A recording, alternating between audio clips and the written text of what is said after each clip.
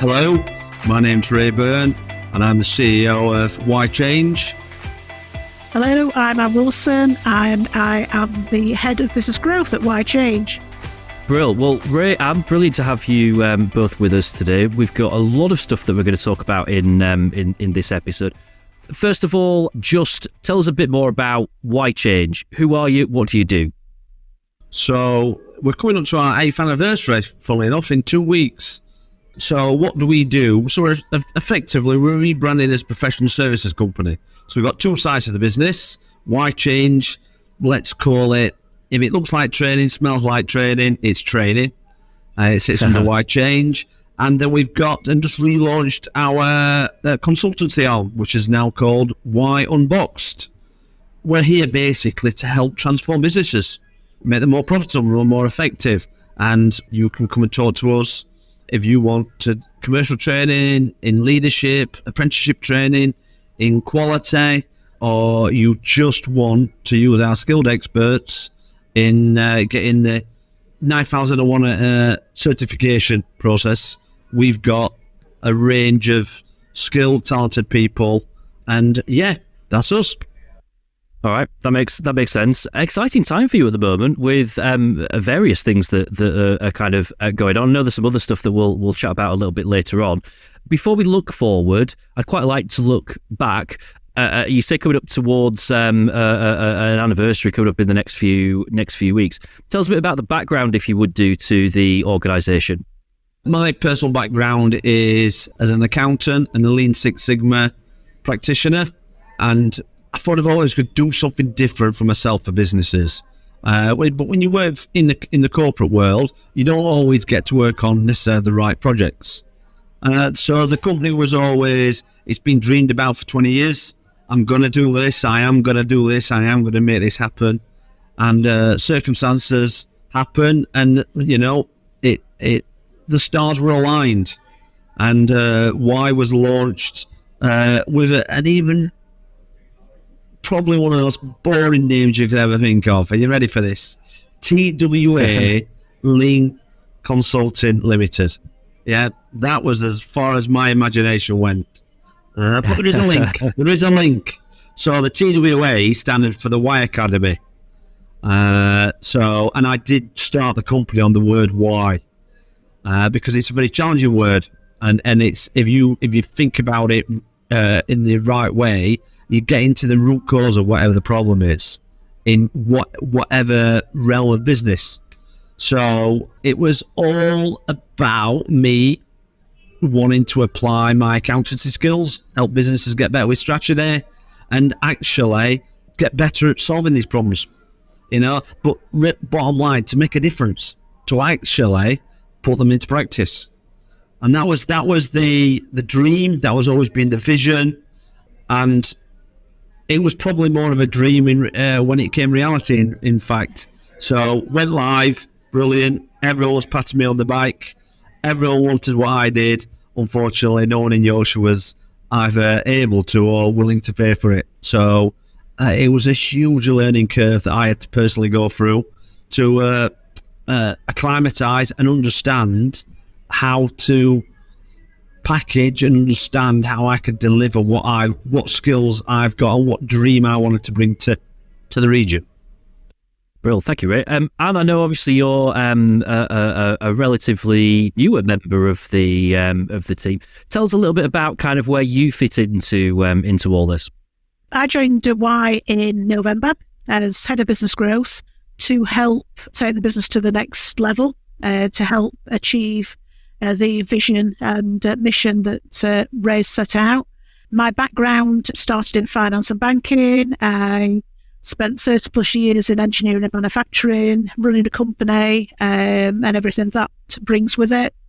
More latterly, I've worked in business support roles as a skills advisor, business support for people recruiting graduates. But I've always, throughout my time, always wanted to have academia and industry aligned, because you can't beat lifelong learning. So as people develop and they grow with the company, or the company grows and they need to grow, I've always had a big belief that we need to align skills, training and industry. So it's been a soapbox issue of mine for a long time. And I was looking for something new, a new challenge, new opportunity. Had a chat to Ray, aligned with his vision. And so joined Whyy Change to carry on supporting business, to have that solution-based approach. So it's all about what the customer needs, what are their opportunities and challenges, where are they needing help, support, etc., and find out then how Whyy and our sister brand Unboxd can help. And we've known of each other for a while though, haven't we, Anne? So obviously I access Skills Bank, and I'm aware of your background, and you've been to some of our events in the past. But I'll be honest, I don't think I ever talked to you in person probably until 18 months ago, 2 years ago. But I've known you. I feel I've known you forever now. Yeah, that's true. So I think our sort of first serious conversation was probably about 4 years ago when you rang me for some advice on how you could potentially access Skills Bank and how you could achieve what you wanted to achieve and apprenticeships, etc. And in my support role was sort of probably just give you a little bit of guidance on who you might speak to. So I remember that conversation particularly well as I was driving over to Matlock for a meeting. Well, it's great to have you together now as the dream team, which is brilliant. Ray, just give us a few examples, if you would do that, of going a little bit deeper into the kind of work that you do, and maybe some of the projects that you've been involved with recently. We've got really good track record on the apprenticeship, so we've been Ofsteded. That's a term. That's now a new term, and we've got good. So we've got a good rating. But the sort of types of projects where I will get involved with now that we didn't get involved in before is people looking for a partnership. So we work with some big corporates, and we'll get involved with doing a bit of work around this, actually coming up with what their people plan is. So we're actually going in there to some really big companies, and it turns out they haven't got a people plan. They haven't got a strategy to utilise like the apprenticeship levy. So where I'm spending time, this is actually what I want my job to be, going in, speaking to maybe the head of HR or the directors, and we're designing programs that have got 3 or 4 years in them. So, but we're also coming from a point where we're not necessarily at the centre of that. So we're trying to act like a critical friend. We're trying to get them to wake up to what they need to do to transform their own business. Ideally, of course, we want them to come to us for, let's say, the majority. That would be lovely. But the less selfish we are, the more they'll get the benefit. So if we don't think we can provide a particular service, we're now in a position where we've got enough strong partners that we believe in, where we will directly recommend them to go and do that piece of work for them. Yes, where we don't want anything for it. So what's that done for us? Well, that's actually done. It's created a bond, a trust.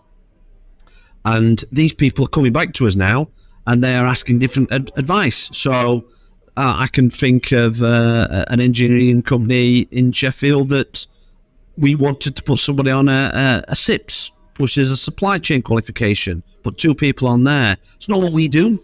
Not what we're in a position to do, but what I can do is I can research on their behalf who are the best providers, why do they want to do it, and make recommendations. It maybe cost me an hour of my time, it might be an hour of Anne's time, for example, but what they're getting is they've got somebody that they can rely on at the end of a bat phone who isn't immediately going to be thinking about how much is this going to cost me, and that is really starting to reap the results. We have got, it's always been about effectively creating a bit of a spider's web where we can coordinate, but people see us as a real, genuine, trusted partner. And we're making connections for people that aren't making them on their own. And that's leading us to a whole group of different conversations. I've got people coming to me now that are waking up, or they're recognising that they're struggling to get new people, And maybe part of that answer is to go into schools and start getting more involved in educating the 16 to 20-year-old age group, to get them into engineering, for example, or get them into some sort of high-end electronics. So my personal role is starting to change. It's becoming more of a problem finder role, not a problem solver role. So what I mean by that is I can go in and we can ask the questions regardless if we get the benefit. And we've got businesses that we're working on skills-based deals at the moment that we've been working with for 2 years. And it's amazing how we're involved in some really sensitive conversations. And that is really exciting because we haven't touched the sides.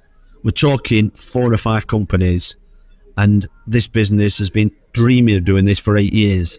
But it's only now, because we've got the right people, we've got the right accreditations, soon to have the new right location, which we'll talk about later, and we're getting the right feedback from the right bodies. I want to probe a little bit more on that. You obviously I do want to talk about the new office and the new location as well. But as you kind of look towards the future, then what's the vision? Where do you want this to go? I'm personally never going to retire.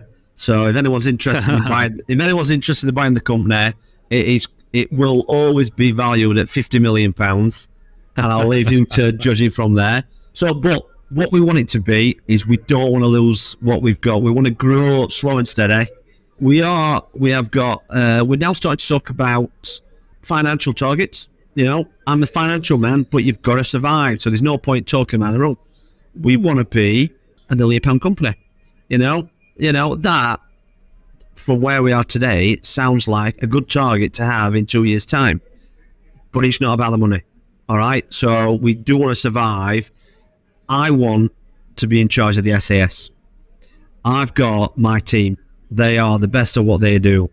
And I want to make it the best place for them to work.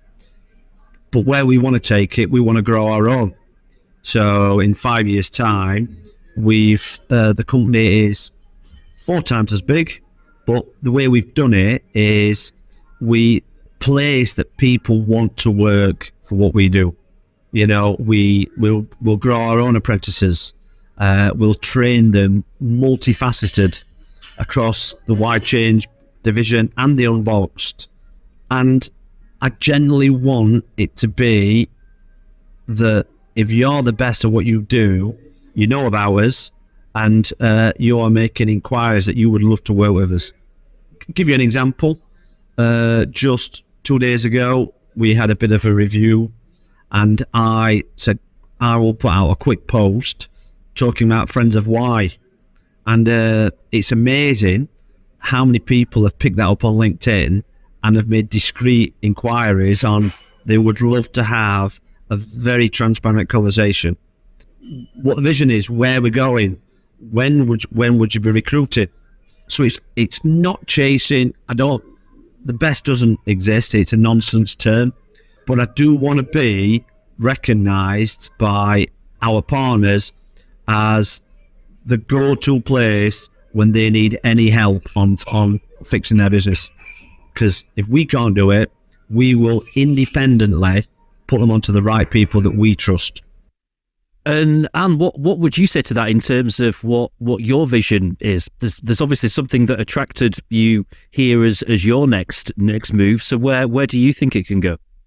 Yeah, I think as we've already alluded to, I've known of Whyy and Ray for quite some time. Not worked with them directly, but being aware of them for quite a long time as a company and a group of people with the right ethos, the right culture, a go-to attitude, a get things done attitude. And so from my point of view, I work and I've worked for the last certainly 4 years on solution-based support for businesses, and I get to do that with Whyy as well. My remit is to help grow the company, and through the networks that I've created throughout sort of my career, utilising those networks, but also making a strong commitment and relationships with Why's existing clients and partners and stakeholders. That's really, really important to me. And to me as a person, it's not about chasing money. For me, it's about chasing satisfaction. So if I can go somewhere and do a good job, a job that I enjoy, that helps people, that fits into the values that have been created at Whyy, then that's where my satisfaction lies. And 6 weeks in-ish, 6-7 weeks already, I feel that I am a Whyer, as they refer to. I am a Why person that works with them and believes in what the vision is, and absolutely enjoying it, building some strong relationships, bringing in new relationships, already helping to create partnerships that we didn't have before, because I believe in what Why does. It's not about selling somebody a course or an apprenticeship. It's about making the right decisions for that person and for our company, that we have the confidence to say yes or no to what we want to achieve. And if somebody wants us to do something that doesn't fit with our values, then we will say no. The values and the vision are everything. You're not wrong, Anne.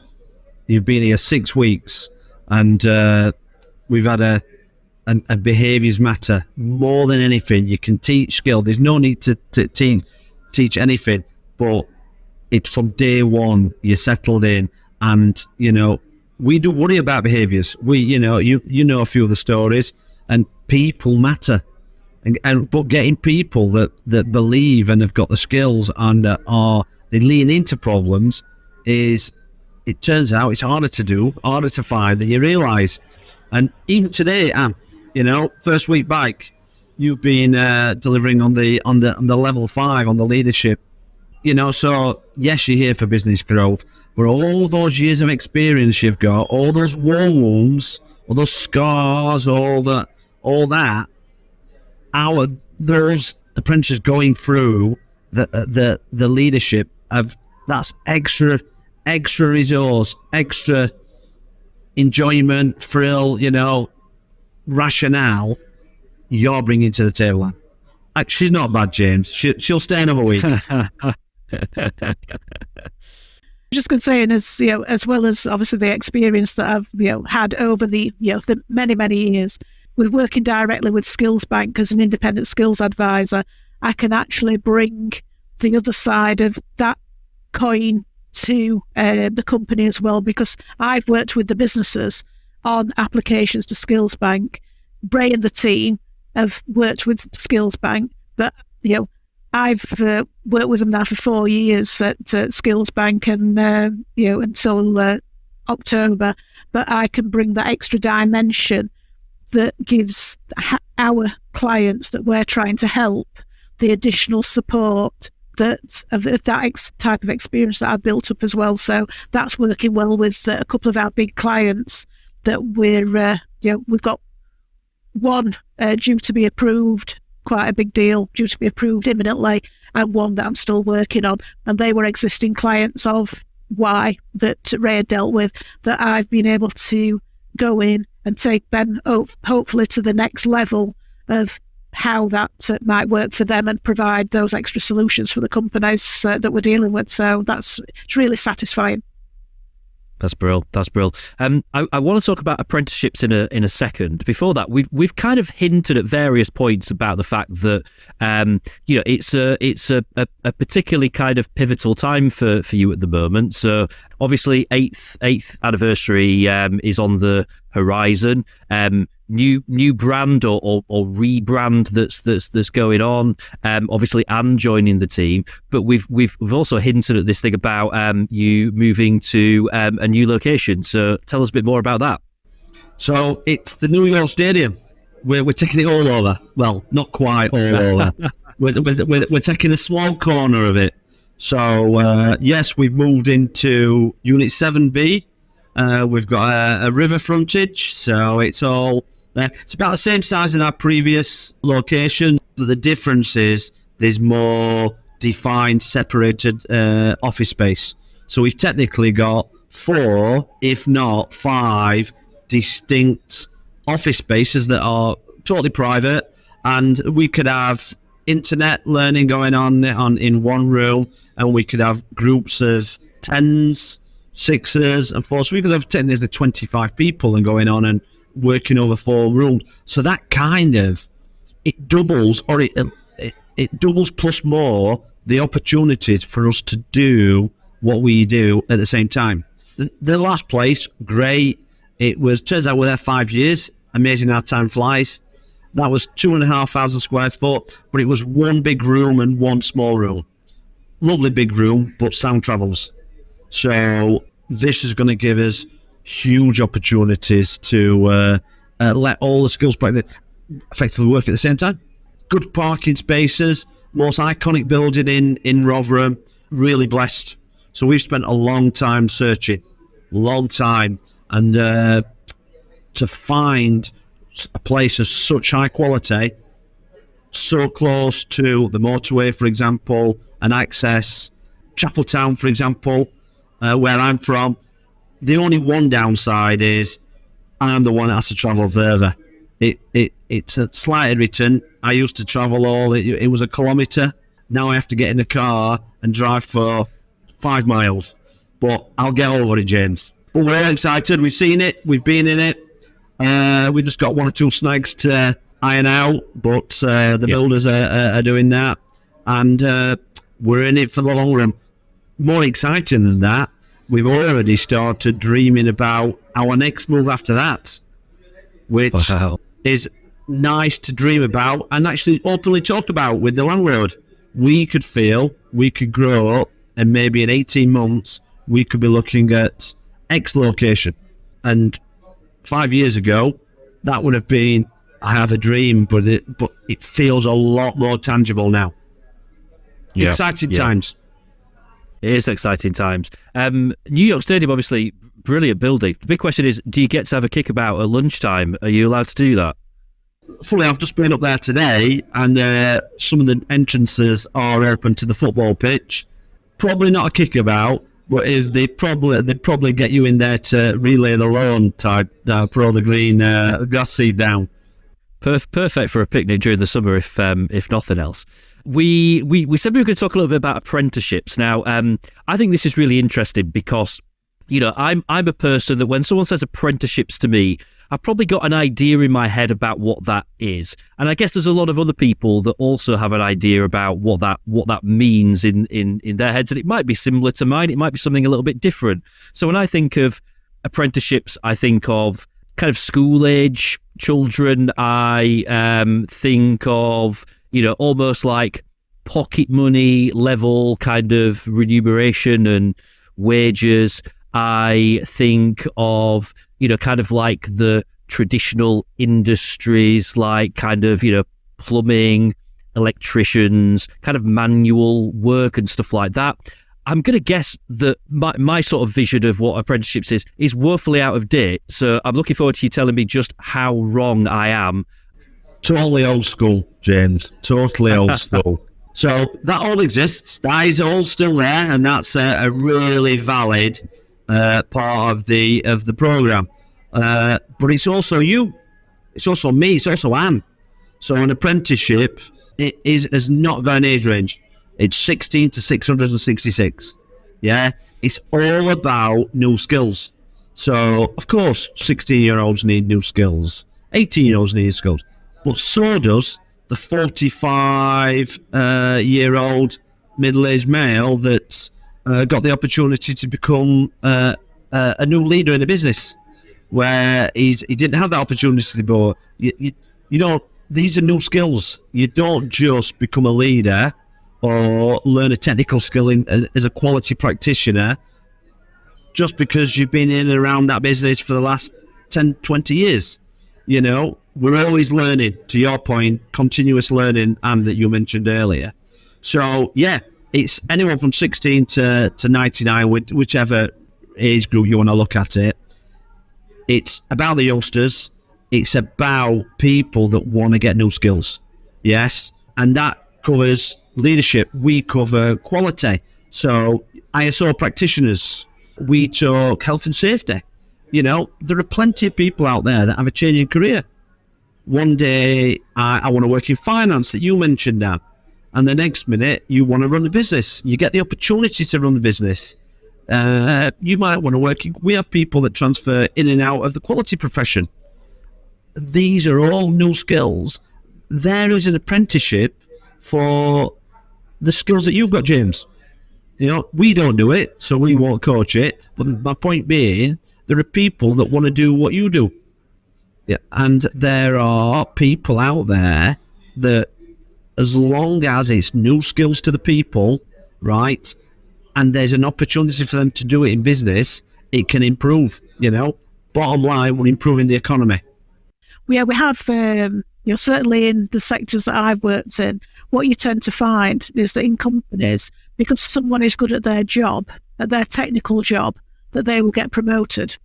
They will get promoted without any leadership or management qualifications, for instance. So all of a sudden, they'll go from doing a good job to having a team of people that they now have to manage with no skill, no learned skill at all. And that is a key issue in the age demographic that we have in certain sectors.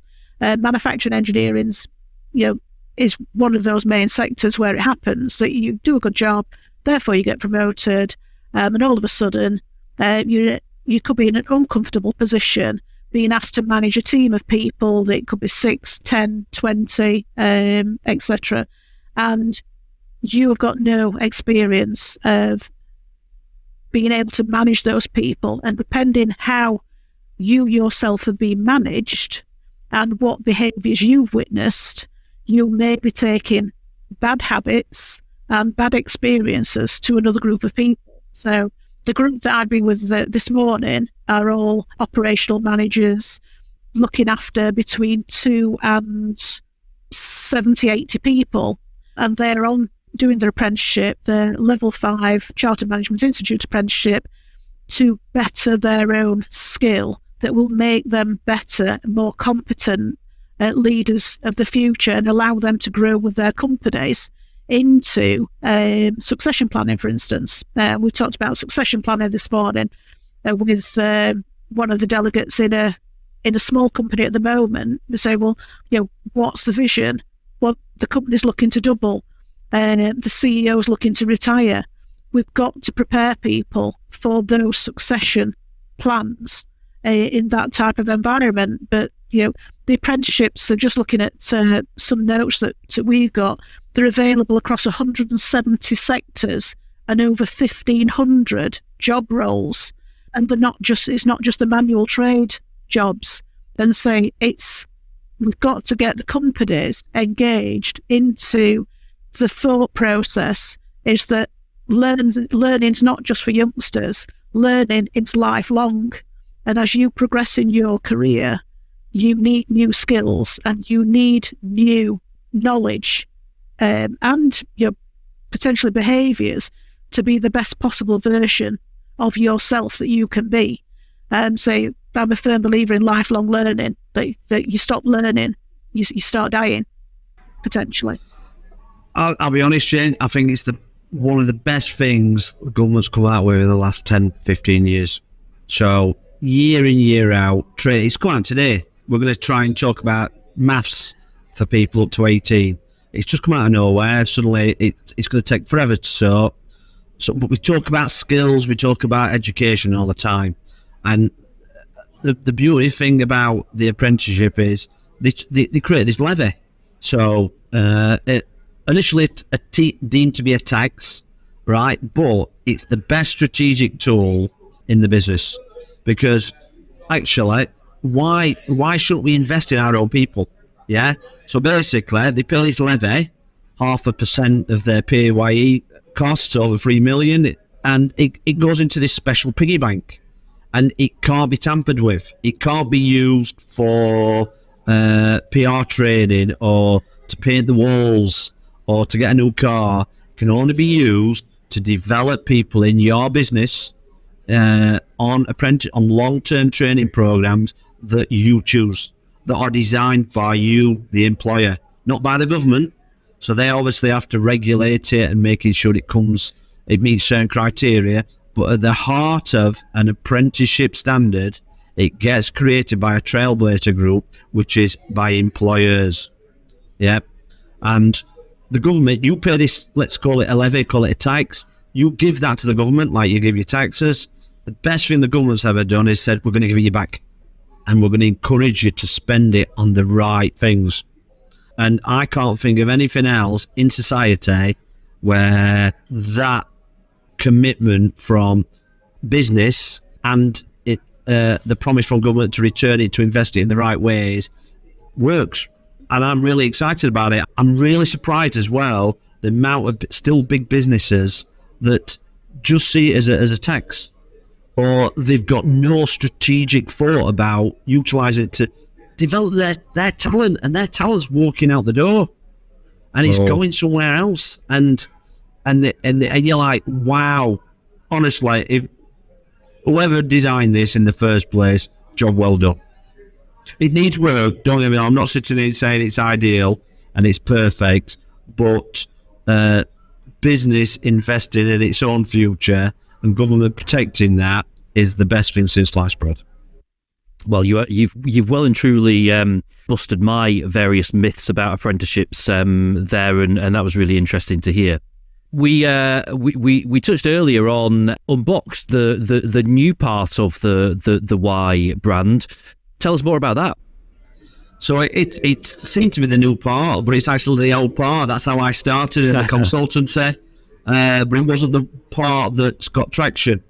But it is now. So it's utilising the skilled practitioners we've got, and we've got three groupings, three families within there. We've got the operational excellence people, who are Lean and Six Sigma experts, health and safety experts, AESSEAL quality experts.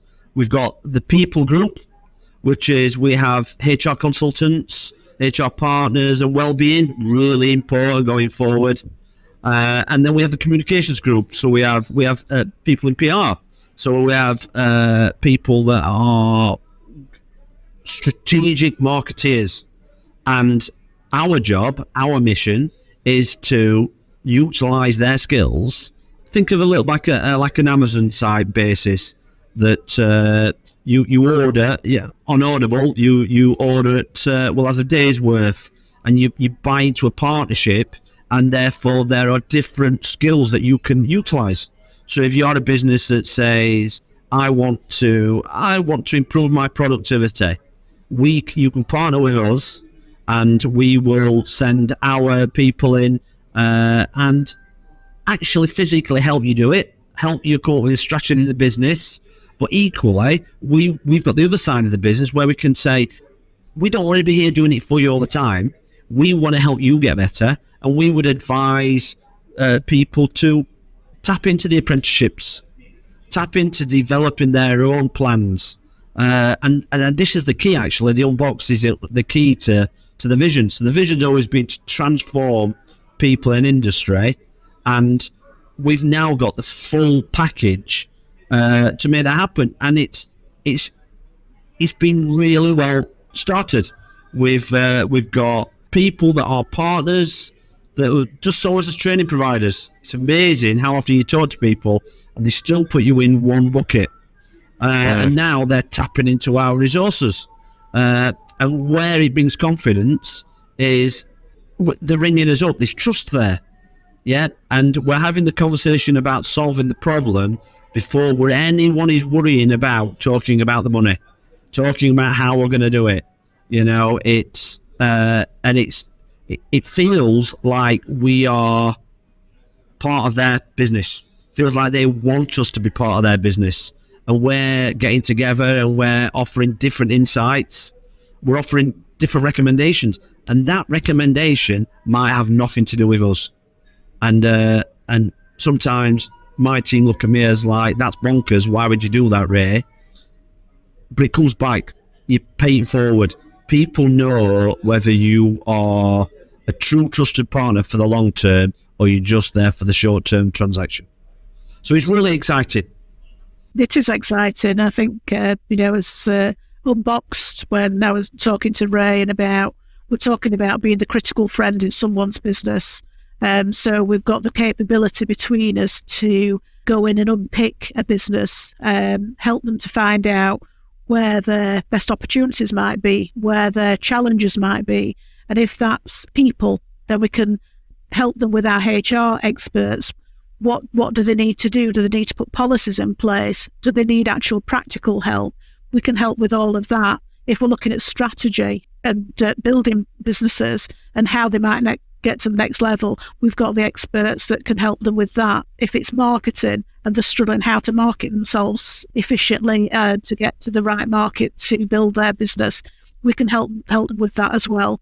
But the overall thing for us is to help that business to get where that business needs to be and wants to be, so we can help them with their vision and their mission, and then help them with the goals and the strategy that comes behind that to make it happen. And that's part of Unboxd, that we can almost be like a non-exec director helping that business owner or that business with where they need to be, but we can help them to diagnose their issues as well.